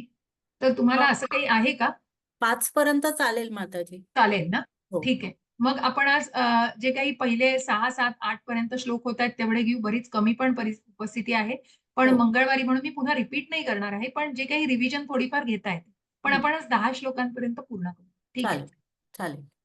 न चैत्वदिन्ना कतरन्नो गरीयो यद्वा जयेम यदि वा नो जयेयुः यानेव हत्वा न जिजीविषाम तेव स्थितः प्रमुखे धार्तराष्ट्रः. हरे कृष्ण. हरे कृष्ण. येस. त्यांच्यावर विजय प्राप्त करणे ही त्यांच्याकडून पराजित होणे या दोन्हीपैकी कोणती गोष्ट अधिक चांगली आहे हे आम्हाला कळत नाही. जर आम्ही धृतराष्ट्र पुत्रांची हत्या केली तर आम्हाला जगण्याची आवश्यकता नाही. तरी देखील युद्धभूमीमध्ये ते आमच्या समोरच उभे आहेत. तात्पर्य, जरी युद्ध करणे हे क्षत्रियांचे कर्तव्य असले तरी युद्ध करून अनावश्यक हिंसा करण्याचा धोका पत्करावा की युद्धापेक्षा भिक्षा मागून जीवन कंठावे हे अर्जुनाला कळत नव्हते. युद्धामध्ये जर त्याने शत्रूवर विजय प्राप्त केला नाही तर भिक्षा मागणे हेच केवळ त्याचे उदरनिर्वाहाचे साधन होते आणि विजयाचीही शाश्वती नव्हती. कारण दोन्हीपैकी कोणताही पक्ष विजयी होऊ शकतो. जरी विजयश्री हातात माळ घेऊन वाट पाहत असली आणि त्यांची बाजू समर्थनीयच होती, तरी जर धृतराष्ट्र पुत्रांचा युद्धात मृत्यू झाला तर त्यांच्या अनुपस्थितीत जीवन कंठणे अत्यंत कठीण होते. अशा प्राप्त परिस्थितीत तो त्यांचा दुसरा प्रकारचा पराभवच होता.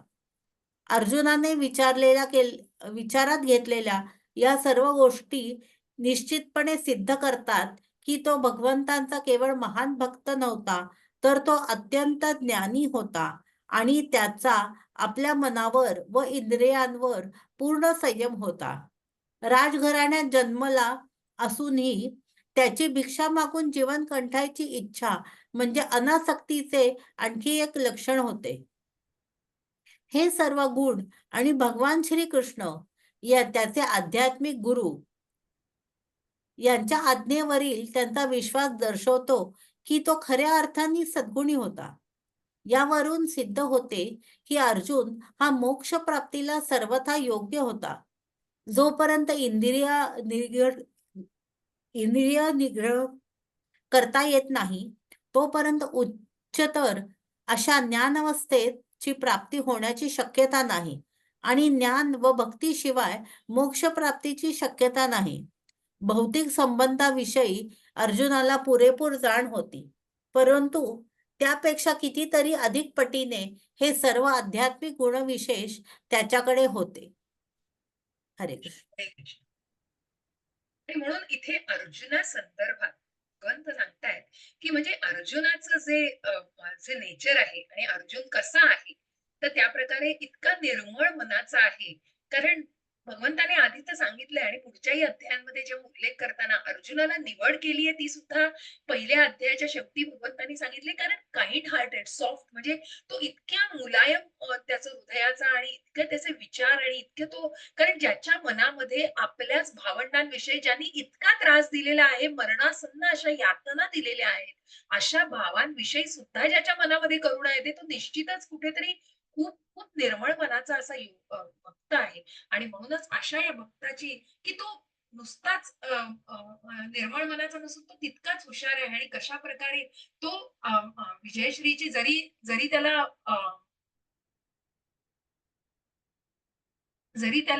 म्हणजे त्याला त्याही परिस्थितीमध्ये त्या विजयाची कुठलीही ओढ नव्हती, कुठल्याही प्रकारच्या इंद्रिय विषयांमध्ये तो अडकलेला नव्हता आणि म्हणूनच तो भिक्षा मागणं सुद्धा अशा वेळेला योग्य समजतो, कारण कुठल्याही प्रकारची आसक्ती त्याच्या मनामध्ये नव्हती. आणि म्हणूनच हे सर्व गुण आणि भगवान श्रीकृष्ण त्यांचे आध्यात्मिक गुरु यांच्या आज्ञेवरील त्यांचा विश्वास दर्शवतो की तो खऱ्या अर्थाने सद्गुणी होता. आणि यावरून सिद्ध होतं की अर्जुन हा मोक्ष प्राप्तीला सर्वथा योग्य होता. जोपर्यंत इंद्रिय निग्रह करता येत नाही तोपर्यंत उच्चतर अशा ज्ञानावस्थेची प्राप्ती होण्याची शक्यता, कारण कुठेतरी त्या माइंडचा कंट्रोल. जेव्हा आपण आता पुढच्या अध्यायांमध्ये बघू, जे दुसऱ्या अध्यायाच्या शेवटी आपल्याला जाणायचं आहे की मग ही मन, इंद्रिय, मग तो जो रथ आहे तो माझा सगळ्यात आवडता ती फिगर आहे की ज्याच्यामध्ये 5 घोडे आहेत आणि ज्यांची ही निरनिराळी इंद्रिय आहेत, ज्यांचा ताबा मनाने घेतलाय, मनाचा ताबा बुद्धीने घेतलाय आणि तो आत्मा बुद्धीला निश्चितच सावरतोय, परंतु त्या बुद्धी आणि त्या मन, बुद्धी आणि अहंकार अशा प्रकारे उद्युक्त झालेले आहेत की त्यांना कल्पनाच नाही ते काय करतात.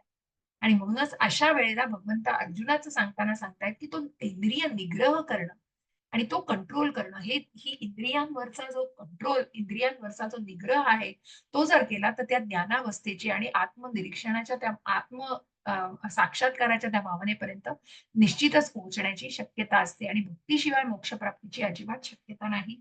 भौतिक संबंधांविषयी अर्जुनाला पुरेपूर जाण होती, परंतु त्याहीपेक्षा कितीतरी पटीने तो आध्यात्मिक गुणविशेष सुद्धा त्याच्याकडे होती. आणि म्हणून असा अर्जुन भगवंतांना सांगतोय बघा, कार्पण्य दोषोपहत स्वभावः पृच्छामि त्वां धर्म सम्मूढचेतः यच्छ्रेयस्यानिश्चितं ब्रूहि तन्मे शिष्यस्तेऽहं शाधि मां त्वां प्रपन्नम्. बघा, अर्जुनाने भगवंतांना हा प्रश्न विचारलेला आहे आणि अर्जुन भगवंतांना आता सांगतोय की कार्पण्य दोषोपहत स्वभाव, की मला आता या युद्ध करायचं आहे की नाही हे मी ठरवूच शकत नाही आणि म्हणूनच मला योग्य अशा निर्णयाला जाण्यासाठी यच्छ्रेयस्य अनिश्चितं ब्रूहि तन्मे. तुम्ही निश्चित मला काय ते योग्य अशी गोष्ट मला ती तुम्ही सांगा. हे भगवंतांना अर्जुन म्हणतोय आणि स्वतःला त्यांनी शिष्य मानलेला आहे गुरूंचा आणि भगवंतांना त्यांनी गुरु केलेला आहे. हरे कृष्ण. हरे माझ्या कृष्ण. दुर्बलतेमुळे एक मिनिट हा माताजी. मी वाचू का असं विचारत होते. हो हो हो, कोणी वाचा नक्कीच. हे तात्पर्य थोडं मोठं आहे म्हणून मी सांगणार होते की वाचू का ताई? येस हरे येस वाचा. कृष्ण. माझ्या दुर्बलतेमुळे माझ्या कर्तव्य चरणाविषयी गोंधळून गेलो आहे आणि माझी मनःशांती नष्ट झाली आहे. अशा स्थितीत माझ्यासाठी निश्चितपणे सर्वात श्रेयस्कर काय आहे या संबंधी मी तुम्हाला विचारित आहे. मी तुमचा शिष्य आहे आणि तुम्हाला शरण आलो आहे. कृपा करून मला उपदेश करा. तात्पर्य, स्वभावतःच प्रकृतीच्या भौतिक कार्यपद्धतीची रचना ही प्रत्येकाला गोंधळात टाकणारी आहे. या जगात पदोपदी गोंधळून टाकणारी स्थिती आहे आणि म्हणून मनुष्याने जीवनातील ध्येय प्राप्तीविषयी योग्य मार्गदर्शन करू शकणाऱ्या प्रमाणित आध्यात्मिक गुरुकडे जाणे आवश्यक आहे. आपल्या इच्छेविनाही घडणाऱ्या सर्व गुंतागुंतींपासून मुक्त होण्यासाठी संपूर्ण वैदिक साहित्य आपल्याला प्रमाणित आध्यात्मिक गुरुकडे जाण्याचा आदेश देते. या गुंतागुंती कोणी पेटविल्या विना पेट घेणाऱ्या वणव्याप्रमाणे आहेत. जगातील परिस्थिती अशीच आहे. असा हा गोंधळ आपली इच्छा नसतानाही आपल्या जीवनामध्ये आपोआप निर्माण होतो. कोणालाही वणवा नको असतो तरीही तो पेट घेतो आणि आपण गोंधळूनही जातो. म्हणून वैदिक ग्रंथ आपल्याला उपदेश देतात की जीवनातील गुंतागुंती सोडवण्यासाठी आणि त्या कशा सोडवायच्या याविषयीचे ज्ञान प्राप्त करण्यासाठी परंपरेतून चालत आलेल्या आध्यात्मिक गुरुकडे जाणे आवश्यक आहे. ज्या व्यक्तीला प्रमाणित आध्यात्मिक गुरुचा आश्रय लाभलेला आहे तिला सर्व गोष्टींचे ज्ञान असते. यासाठीच मनुष्याने भौतिक गोंधळातच खितपत न पडता आध्यात्मिक गुरुचा आश्रय घेतला पाहिजे. हेच या श्लोकाचे तात्पर्य आहे. कोणता मनुष्य भौतिक गोंधळात सापडतो? ज्याला जीवनातील समस्यांची जाणीव होत नाही तो गोंधळात सापडतो. बृहदारण्यक उपनिषदामध्ये गोंधळलेल्या मनुष्याचे वर्णन पुढील प्रमाणे करण्यात आले आहे. यो व एतदक्षरम गार्ग्या विदित्वा स्म लोकात प्रैतीस कृपणाः. मानव असूनही जो जीवनातील समस्या सोडवित नाही आणि आत्मसाक्षात्काराचे ज्ञान प्राप्त न करता कुत्र्या मांजराप्रमाणे या जगताचा त्याग करतो तो कृपण मनुष्य होय. जीवासाठी हे मनुष्य जीवन म्हणजे अत्यंत मौल्यवान संपत्तीप्रमाणे आहे. ज्या योगे जो जीवनातील समस्यांचे निराकरण करू शकतो म्हणून त्या संधीचा योग्य प्रकारे लाभ न घेणाराच कृपण आहे. उलट पक्षी ब्राह्मण असतो. तो या शरीराद्वारे जीवनातील सर्व समस्या सोडवण्या इतपत बुद्धिमान असतो. य एतदक्षर गार्गी विदित्वा स्माल लोकात प्रतीस ब्राह्मणाः. देहात्म बुद्धीने वश झालेल्या कृपण व्यक्ती आपले कुटुंब, समाज, राष्ट्र इत्यादींचा प्रती अत्यंत आसक्त होऊन आपला वेळ वाया घालवितात. त्वचारोगाच्या आहारी जाऊन मनुष्य आपल्या कुटुंबावर, उदाहरणार्थ आपल्या पत्नीवर, मुलांवर आणि इतर सदस्यांवर आसक्त होतो. कृपण व्यक्तीला वाटते की आपण आपल्या कुटुंबियांचे मृत्यूपासून संरक्षण करू शकतो किंवा आपले कुटुंब आणि समाज आपल्याला मृत्यूच्या दाढेतून वाचू शकतो. आपल्या मुलांची काळजी घेणाऱ्या पशूंमध्येही अशा प्रकारचे कौटुंबिक आसक्ती आढळून येते. अर्जुन बुद्धिमान असल्यामुळे त्याने जाणले की आपल्या कुटुंबियांवरील आसक्ती आणि त्यांना मृत्यूपासून वाचविण्याची आपली इच्छा ही आपल्या गोंधळास कारणीभूत आहे. जरी तो समजू शकत होता की आपल्याकडून युद्ध कर्तव्य अपेक्षित आहे तरी मानसिक दौर्बल्यामुळे तो आपले कर्तव्य पार पाडू शकत नव्हता. म्हणून तो सर्वश्रेष्ठ आध्यात्मिक गुरु भगवान श्रीकृष्ण यांना निश्चित उत्तराविषयी विचारणा करीत होता. तो श्रीकृष्णाचे शिष्यत्व पत्करण्यास सिद्ध होता. त्याला मित्रत्वाची बोलणी थांबवायची आहेत. गुरु आणि शिष्य यांच्यामधील संभाषण अत्यंत गंभीर असते आणि म्हणून मान्यताप्राप्त आध्यात्मिक गुरुसमोर अर्जुनाला गांभीर्याने बोलावायचे होते. यास्तव भगवद्गीतेतील ज्ञानाचे श्रीकृष्ण हे आद्य आध्यात्मिक गुरु आहेत आणि गीता जाणणारा अर्जुन हा सर्वप्रथम शिष्य आहे. अर्जुन भगवद्गीता कशी जाणून घेतो हे गीतेमध्येच सांगण्यात आले आहे. तरी सुद्धा मूर्ख सांसारिक विद्वान म्हणतात की मनुष्याने श्रीकृष्णांना एक व्यक्ती म्हणून शरण जाण्याची आवश्यकता नाही, तर श्रीकृष्णामधील अजन्मा तत्वाला शरण जाणे आवश्यक आहे. श्रीकृष्णांच्या आंतरिक आणि बाह्य स्वरूपांमध्ये काहीही भेद नाही. जो हे सत्य जाणत नाही त्याने भगवद्गीता जाणण्याचा प्रयत्न केला तरी तो महामूर्खच होय. हरे कृष्ण. तर जसं आपण म्हणतो की ज्ञानाने नॉलेज एनलाइटन्स यू, आणि ह्या प्रकारचं ज्ञान आणि म्हणूनच अशा अशा गोष्टींनी कशा प्रकारे इथे मायावादी लोक, निराकारवादी लोक यांना कुठेतरी तुलनात्मक जाणलं जातं, ज्या शेवटच्या पॅरेग्राफमध्ये आपण बघितलं. परंतु इथे कुठेतरी अर्जुन हा बुद्धिमान असल्यामुळे त्याने जाणलेलं की आपल्या कुटुंबियांबद्दलची आसक्ती आणि त्यांना मृत्यूपासून वाचवण्याची आपली इच्छा ही आपल्याला गोंधळास कारणीभूत आहे.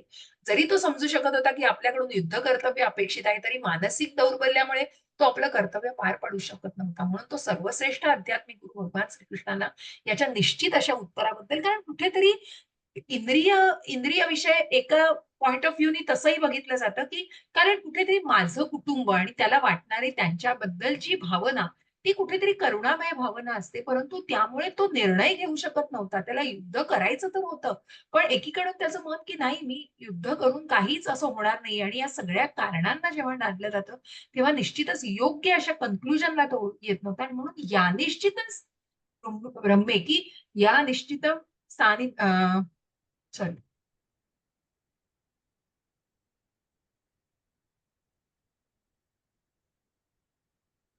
यस्त्रेय शानिश्चितम ब्रूहि तन्मे, आणि म्हणूनच निश्चित अशी गोष्ट तुम्ही मला सांगा आणि त्याप्रमाणेच मी निर्णय घेऊ शकेन. अशा प्रकारे या तात्पर्यामध्ये ज्याचं मुख्य सार सगळ्याचं जिस्ट हीच आहे की अशा या अर्जुन हा युद्ध कर्तव्य म्हणजे अतिशय निर्मळ मनाचा होता, आणि अर्जुनाचे जे काही आपण आधीच्या श्लोकामध्ये अर्जुनाविषयी जाणण्याचा प्रयत्न केला, आणि अशा या निर्मळ मनाच्या अर्जुनाला हेच म्हणायचं की कुठेतरी तो त्या मानसिक दौर्बल्यामुळे आता ते निर्णय घेऊ शकत नव्हता की युद्ध त्याच्यासाठी चांगलं आहे का वाईट आहे, त्यांनी युद्ध करायला पाहिजे का करायला नको, हे मात्र तो आता डिसाईड करू शकत नव्हता. आणि ती निश्चिती फक्त सांगण्याला त्याला गुरुच त्याला कारणीभूत असतील, आणि गुरुच त्याला हे मार्गदर्शन करू शकतील. म्हणून त्या भगवंतांनाच त्याने आपलं गुरु मानलंय, आणि म्हणूनच तो पूर्णपणे त्यांना शरण गेलेला आहे, आणि त्या शरणागत अवस्थेत तो आपल्या गुरूंबद्दल, आणि म्हणूनच तो सर्वश्रेष्ठ आध्यात्मिक गुरु भगवान श्रीकृष्ण यांना निश्चित उत्तराबद्दल विचारित होता. तो श्रीकृष्णांचा शिष्य तो पत्करण्यास तयार आहे. त्याला मित्रत्वाची बोलणी थांबवायची आहेत.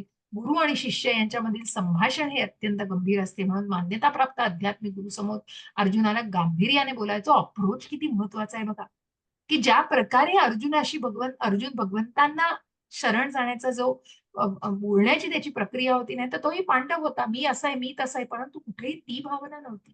आणि म्हणूनच गुरूंना अप्रोच करणं आणि कशा प्रकारे गुरूंकडनं जाणून घेणं हा भाव इथे दाखवलाय की भगवद्गीतेतील ज्ञानाचे श्रीकृष्ण हे आद्य आध्यात्मिक गुरु आहेत, आणि गीता जाणणारा अर्जुन हा सर्वप्रथम शिष्य आहे. ज्या गीतोपनिषदामध्ये आपण बघतो की भगवंतांना तो दूध करणारा, म्हणजे जसं आपण म्हणतो की गाय हे एक उपनिषद आहे, आणि ते जे वासरू आहे त्याचा हा अर्जुन आहे, आणि जे हे करता आहेत म्हणजे ज्याच्यापासून गायीपासून जे दुग्धपान जे देणार आहेत ते भगवंत प्रत्यक्ष देणार आहेत, आणि म्हणूनच पहिल्यांदा कोण करणार आहे तर अर्जुन हा त्याचा पहिला श्रोता आहे.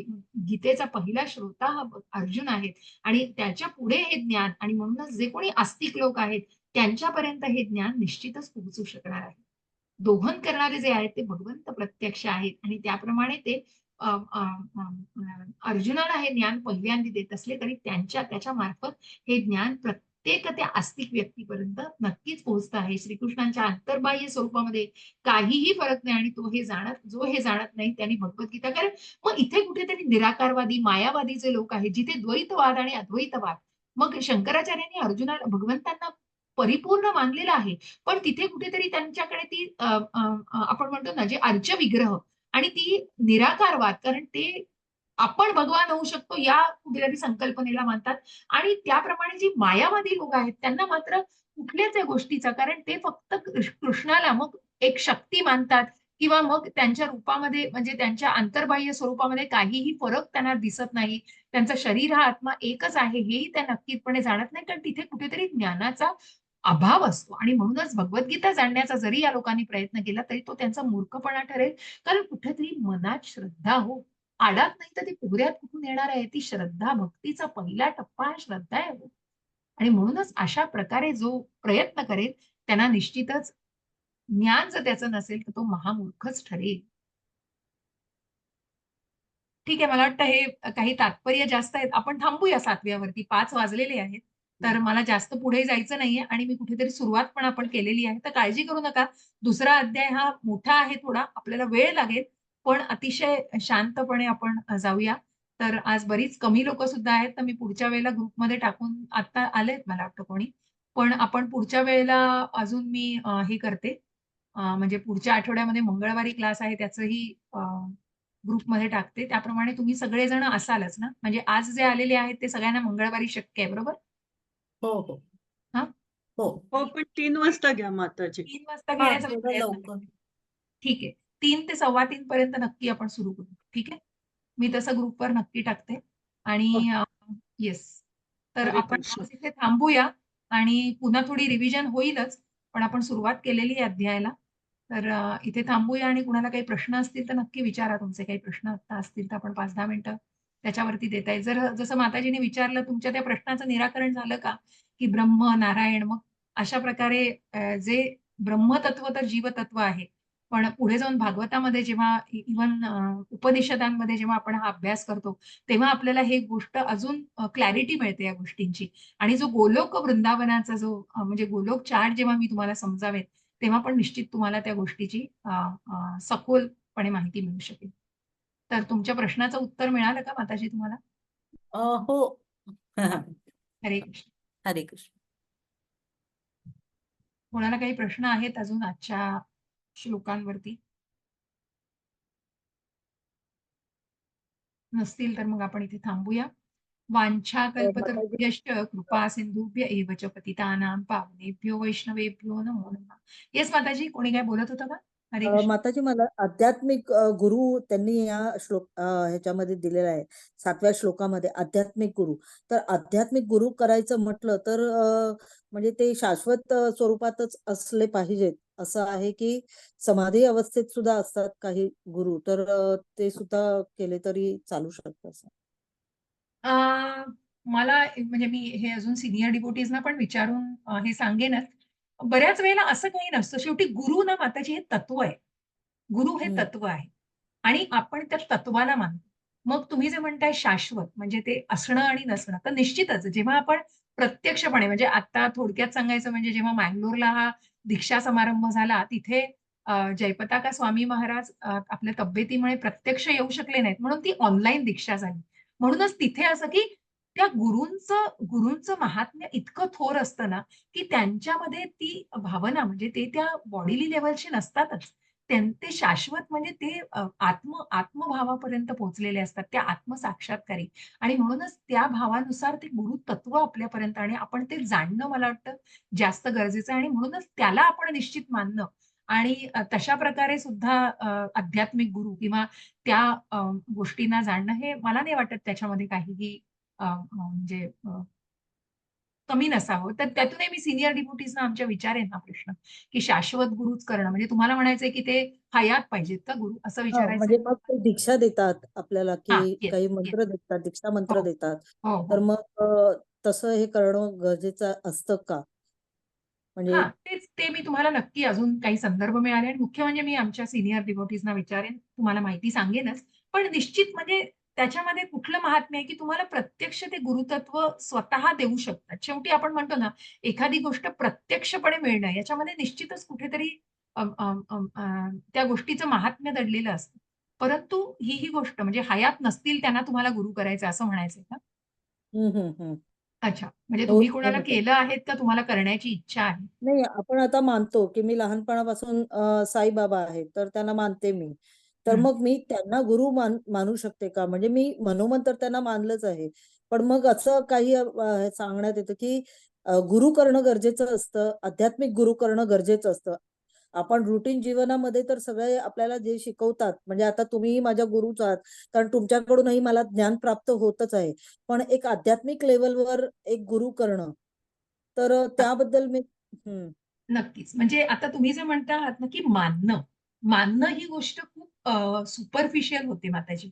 आणि जेव्हा हं, म्हणजे आपण मानत असतो. तुम्ही ती तत्व मानता, तुम्ही मनापासून ते जे काही नामस्मरण कराल आणि त्या गोष्टींना आपल्याला प्रचितीही येत असते बऱ्याच वेळेला त्या गोष्टींची. स्वामी समर्थ, जसं तुम्ही साईबाबा म्हणालात.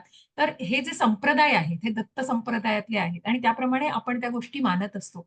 पण हे जे दीक्षा गुरु आहेत माताजी, जे काही माहिती मला माझ्या आत्तापर्यंतच्या अभ्यासाने आहे, की शिक्षा गुरु आणि दीक्षा गुरु असतात. तर शिक्षा गुरु आता मला तुम्ही म्हणाल तर मी गुरु म्हणजे मी तुम्हाला एक शिक्षा म्हणजे मी तुम्हाला एक तुम्हाला जितकं ज्ञान देऊ शकता येते तेवढा माझा प्रयत्न आहे. पण हे जे दीक्षा गुरु जे असतात, हे दीक्षा गुरु आपल्याला भगवंतांपर्यंत पोहोचवत असतात आणि हे हो. माध्यम आहे. म्हणूनच गुरूंचं जे महत्व आहे, हे तुम्ही म्हणजे जेव्हा आपण दीक्षा घेतली जाते त्यावेळेला ते अजून महत्व जाणलं जातं. की जेव्हा आपण त्याचा पहिला टप्पा हा ॲस्पायर आहे. प्रेरणा, आश्रय आणि मग दीक्षा, की आपण कुठेतरी प्रेरित होतो त्या गोष्टींनी. त्यानंतर गुरुचा आश्रय घेतो. गुरु आश्रय घेणं आणि त्यानंतर किती ठराविक काळानंतर गुरु दीक्षा घेणं, गुरूंकडून दीक्षा घेणं आणि हे महत्वाचं आहे. कारण आपण कुठेतरी कमिटेड होतो माताजी. हे जे तुम्ही मानता आहेत त्या गोष्टीला तुम्ही फक्त म्हणताय. पण जेव्हा तुम्ही आध्यात्मिक स्वरूपाच्या गुरूंचं ते तत्व तुम्ही अवलंबता आणि तेव्हा तुम्ही स्वतःला तितकं कमिटेड समजता आणि मग त्याप्रमाणे ती साधना, ते तप आणि त्या गोष्टींचं जे महत्व आहे, मग तितकं नामस्मरण करणं. आता जर तुम्ही म्हणाल तर इनिशिएशन जेव्हा तुम्हाला दीक्षा घ्यायची आहे, तेव्हा तुम्हाला बऱ्याच गोष्टी अशा असतात, ज्या तुम्हाला अ, अ, अवलंबावे लागतात आणि तुम्हाला त्या गोष्टींना मग साधी गोष्ट आहे, की तुम्हाला 16 माळा करणं गरजेचं आहे. त्यानंतर हं, हं. 4 जी प्रिन्सिपल्स आहेत, ती रेग्युलेटरी प्रिन्सिपल्स पाळणं. मग त्याच्याबरोबर कांदा, लसूण न खाणं, चहा, कॉफी न घेणं. कारण कांदा, लसुणाला तामसिक मानलेलं आहे. चहा, कॉफी हे मादक द्रव्य मानली जातात आणि त्यानंतर मग इतरही अनेक ज्या काही थोड्याफार प्रमाणातल्या गोष्टी आहेत, या सगळ्यांना मानून त्या गोष्टी कमिटेड होणं त्याला, ह्या गोष्टींचं खूप महत्व आहे. कारण ती साधना, तप तितकं तुम्ही जेव्हा कमिटेड होता, तेव्हा तुम्ही ते मानायला लागता आणि तितके तुम्ही सीरियस होता त्या बाबतीमध्ये. आणि हं. अशा प्रकारे त्या गुरूंचं जे तत्व मग गुरु तुम्हाला म्हणजे म्हणतो ना, की लाईफटाईम म्हणजे तुम्हाला कुठल्याही गोष्टींना कारण गुरूंच्या मार्फतच आपण भगवंतापर्यंत पोहोचत असतो. आणि गुरु हे माध्यम आहे आपल्याला तिथपर्यंत पोहोचवणारं. म्हणून ते आध्यात्मिक गुरुचं महत्व आहे माताजी. आणि तुम्हाला पुढे जाऊनही काही याच्यामध्ये संदर्भ पाठवेन मी आपल्या ग्रुपवर पाहिजे तर. पण जेव्हा नक्की. इनिशिएशन घेतात आणि त्याचा तो जो टप्पा असतो, तेव्हा आपल्याला जास्ती याच्याबद्दल माहिती अजून घेता येते. पण तुम्हाला मी नक्की ग्रुपवर याच्याबद्दल टाकीन, की आध्यात्मिक गुरुचं महात्म्य तुम्ही जे विचारता आहात, ते निश्चित मी शेअर हं, करेन. हं. निश्चित. धन्यवाद माताजी. हरे कृष्ण, हरे कृष्ण. हरे कृष्ण. ठीक आहे. तर आपण थांबूया इथे. अ, श्री श्री राधा गोविंद की जय. श्री श्रीला प्रभुपाद की जय. हरे कृष्ण कृष्ण कृष्ण हरे हरे हरे राम राम राम. वैष्णव वृंद की जय. हरे कृष्ण हरे कृष्ण. सगळ्यांना हरे कृष्ण. आपण थांबूया आजच्या अध्याय. कोणाला काही प्रश्न नसतील ठीक आहे आपण एंड करू शकतो सेशन. हरे कृष्ण. माझा आवाज येतोय का? हरे कृष्ण माताजी. येस येस हो, ठीक आहे. आपण मग आपण पूर्ण करू. मंगळवारी नक्की हरे भेटूया. कृष्ण. ग्रुपवर तुम्हाला तसं शेअर करेन. हरे कृष्ण सगळ्यांना. हरे